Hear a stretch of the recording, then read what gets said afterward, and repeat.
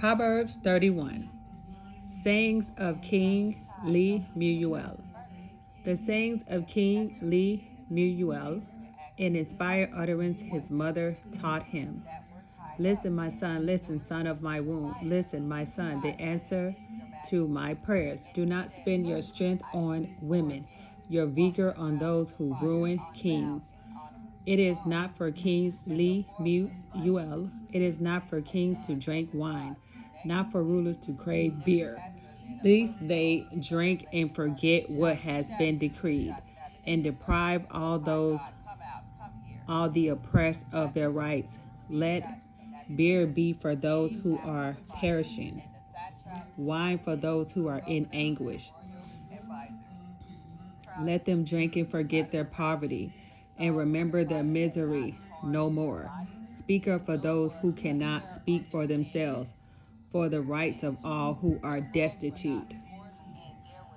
Speak up and judge fairly. Defend the rights of the poor and needy. Epilogue. The wife of noble character. A wife of noble character who can find? She is worth far more than rubies. Her husband has full confidence in her and lacks nothing of value. She brings him good, not harm. All the days of her life, she selects wool and flax and works with her eager hands. She is like the merchant ships, bringing her food from afar. She gets up while it is still night. She provides food for her family and portions for her female servants. She considers a field and buys it. Out of her earnings, she plants a vineyard. She sets about her work vigorously. Her arms are strong for her task. She sees that her trading is profitable, and her lamp does not go out at night. In her hand she holds the distaff and grasps the spindle with her fingers. She opens her arms to the poor and extends her hands to the needy. When it snows, she has no fear for her household, for all of them are clothed in scarlet. She makes coverings for her bed. She is clothed in fine linen and purple. Her husband is respected at the city gate, where he takes his seat among the elders of the land.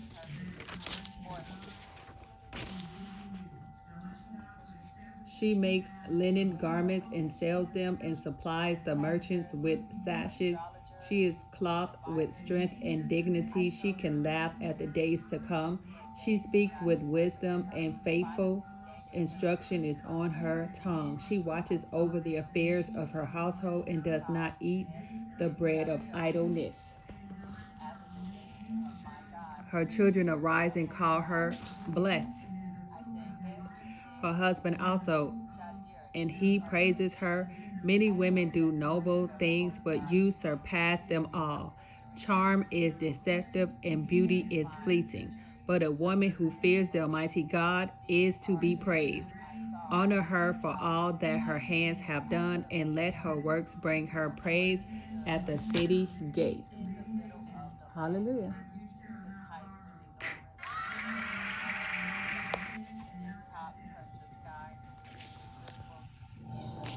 Ecclesiastics.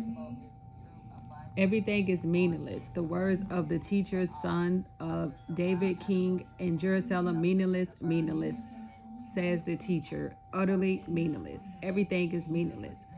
What do people gain from all their labors at which they toil under the sun? Generations come and generations go, but the earth remains forever. The sun rises and the sun sets and hurries back to where it rises. The wind blows to the south and turns to the north. Round and round it goes, ever returning on its course. All streams flow into the sea, yet the sea is never full. To the place the streams come from, there they return again. All things are wearisome, more than one can say. The eye never has enough of seeing, nor the ears it's full of hearing. What has been will be again. What has been done will be done again. There is nothing new under the sun. Is there anything of which can one can say, look, this is something new? It was here already, long ago. It was here before our time. No one remembers the former generations, and even those yet to come will not be remembered by those who follow them. Wisdom is meaningless. I, the teacher, was king over Israel and Jerusalem. I applied my mind to study and to explore by wisdom all that is done under the heavens. What a heavy burden God has laid on mankind. I have seen all the things that are done under the sun. All of them are meaningless, a chasing after the wind. What is crooked cannot be straightened. What is lacking cannot be counted. I said to myself, look, I have increased wisdom and wisdom more than any one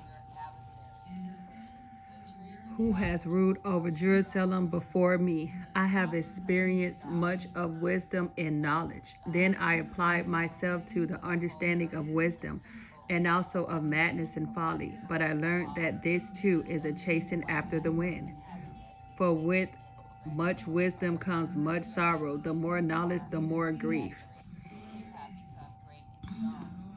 Pleasures are meaningless. I said to myself, come now, I will test you with pleasure to find out what is good. But that also proved to be meaningless. Laughter.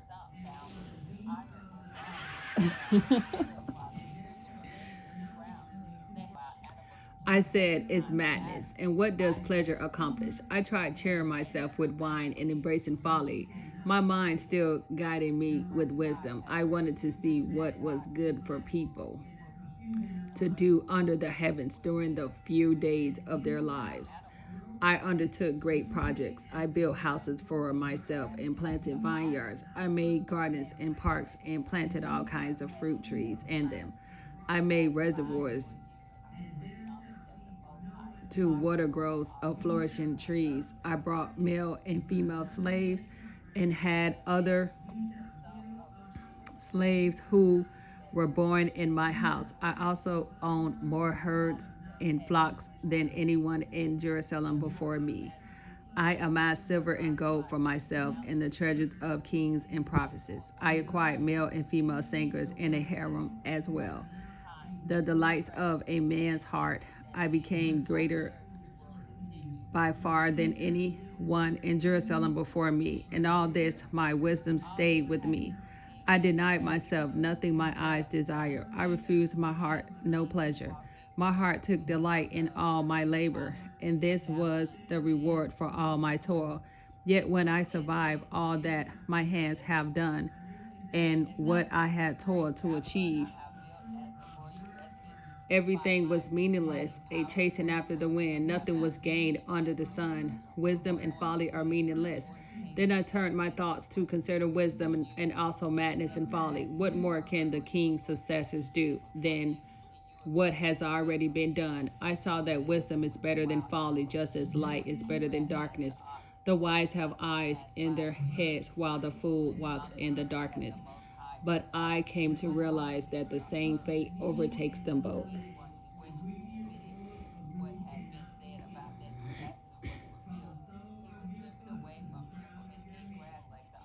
Then I said to myself, the fate of the fool will overtake me also. What then do I gain by being wise? I said to myself, this too is meaningless, for the wise, like the fool, will not be long remembered. The days have already come when both have been forgotten, like the fool. The wise too must die. Toil is meaningless, so I hated life because the work that is done under the sun was grievous to me. All of it is meaningless, a chasing after the wind. I hated all the things I had toiled for under the sun because I must leave them to the one who comes after me, and who knows whether that person will be wise or foolish. Yet they will have control over all the fruit of my toil into which I have poured my effort and skill under the sun. This too is meaningless. So my heart began to despair over all my toilsome labor under the sun. For a person may labor with wisdom, knowledge, and skill, and then they must leave all they know own to another who has not toiled for it. This too is meaningless and a great misfortune. What do people get for all the toil and anxious striving with which they labor under the sun? All their days, their work is grief and pain. Even at night, their minds do not rest. This too is meaningless. A person can do nothing better than to eat and drink and find satisfaction in their own toil. This too I see is from the hand of God, for without him who can eat or find enjoyment to the person who pleases him.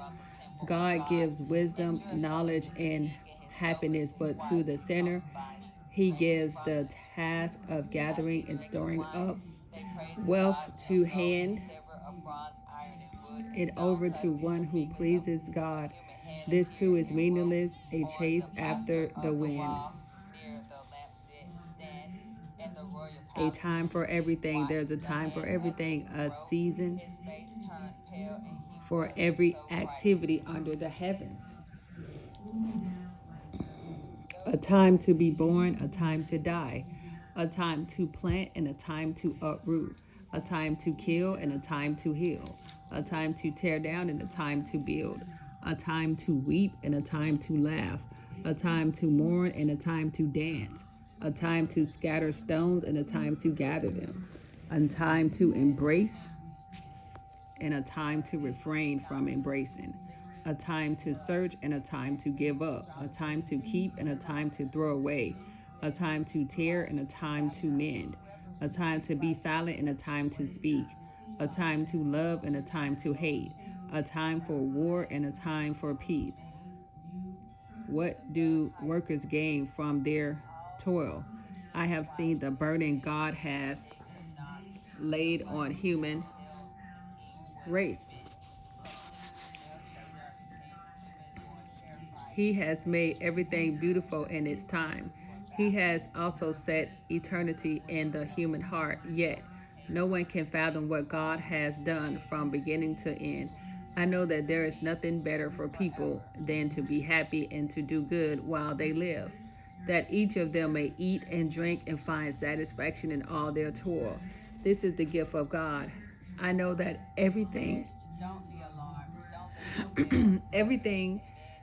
God does will endure forever. Nothing can be added to it and nothing taken from it. God does it so that people will fear him. Whatever is has already been, and what will be has been before, and God will call the past to account. And I saw something else under the sun. In the place of judgment, wickedness was there. In the place of justice, wickedness was there. I said to myself, God will bring into judgment both the righteous and the wicked. For there will be a time for every activity, a time to judge every deed. I also said to myself, as for humans, God tests them so that they may see that they are like the animals. Surely the fate of human beings is like that of the animals. The same fate awaits them both. As one dies, so dies the other. All have the same breath. Humans have no advantage over animals. Everything is meaningless. All goes to the same place. All come from dust, and to dust all return. Who knows if human spirit rises upward and if the spirit of animals goes down into the earth? So I saw that there is nothing better for a person than to enjoy their work, because that is their lot, for who can bring them to see what will happen after them? Oppression, toil, friendlessness. Again, I looked and saw all the oppression that was taking place under the sun. I saw the tears of the oppressed, and they have no comforter. Power was on the side of their oppressors. and they have no comforter.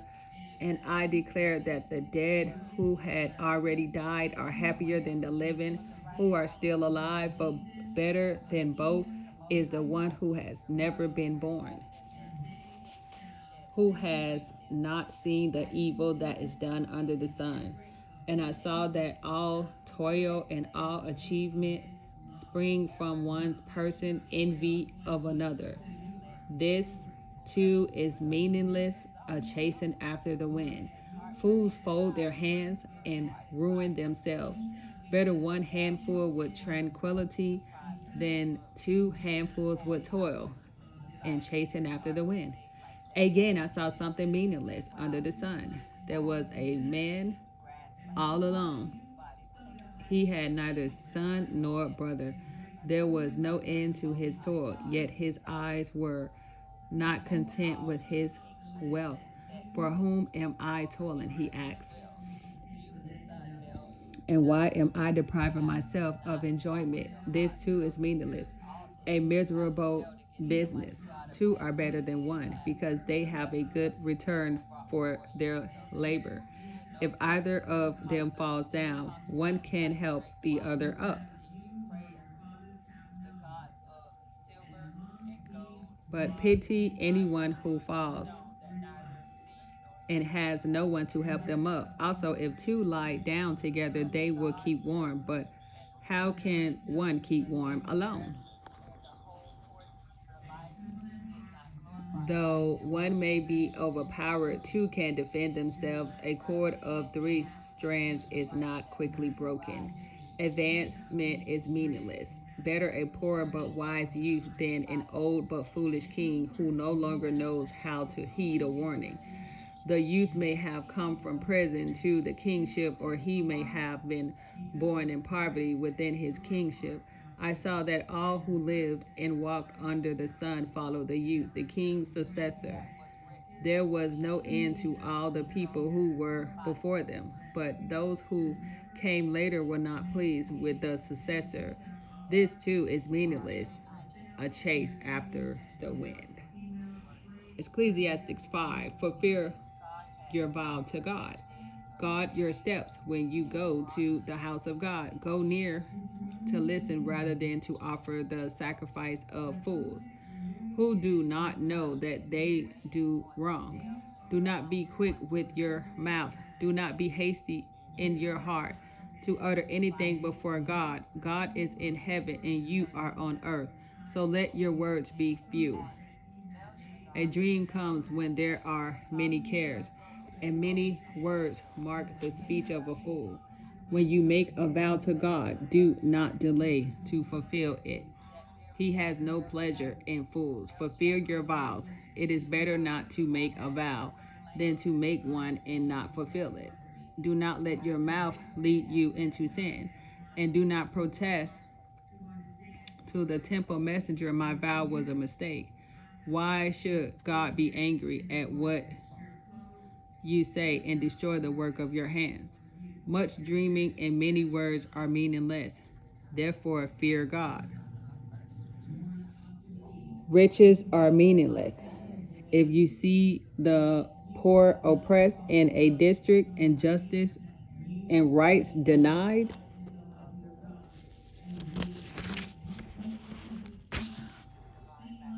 do not be surprised at such things, for one official is eyed by a higher one, and over them both are others higher still. The increase from the land is taken by all. The king himself profits from the fields. Whoever loves money never has enough. Whoever loves wealth is never satisfied with their income. This too is meaningless.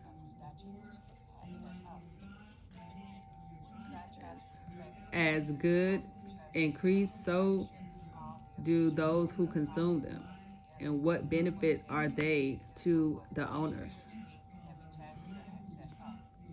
except to feast their eyes on them? The sleep of a laborer is sweet, rather they eat little or much. But as for the rich, their abundance permits them no sleep. I have seen a grievous evil under the sun, wealth hoarded to harm of its owners, or wealth lost through some misfortune, so that when they have children, there is nothing left for them to inherit. Everyone comes naked from their mother's womb, and as everyone comes, so they depart. They take nothing from their toil, so that they can carry in their hands. This too is a grievous evil. As everyone comes, so they depart. And what do they gain? Since they toil for the wind, all their days they eat in darkness, with great frustration, affliction, and anger. This is what I have observed to be good. That it is appropriate for a person to eat, to drink, and to find satisfaction in their toilsome labor under the sun during the few days of life God has given them. For this is their lot. Moreover, when God gives someone wealth and possessions and the ability to enjoy them, to accept their lot and be happy in their toil, this is a gift of God. They seldom reflect on the days of their life because God keeps them occupied with gladness of heart.